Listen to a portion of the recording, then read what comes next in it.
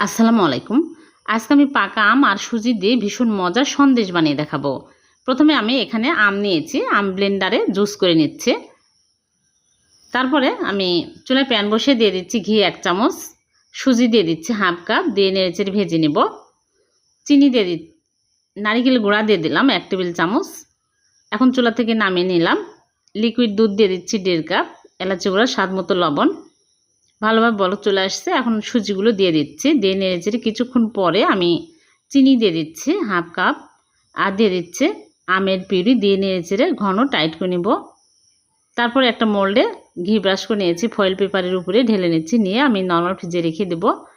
উপর দিয়ে বাদাম কুচি দিয়ে দিচ্ছি। নর্মাল ফ্রিজ থেকে বের করে কেটে আপনাদেরকে দেখাচ্ছি। হয়ে গেল ভীষণ সুস্বাদু পাকা আমের সন্দেশ। এভাবে বানিয়ে দেখবেন, খেতে দুর্দান্ত স্বাদের হয়। ভালো লাগলে লাইক কমেন্ট শেয়ার করে দেবেন। আল্লাহ হাফেজ।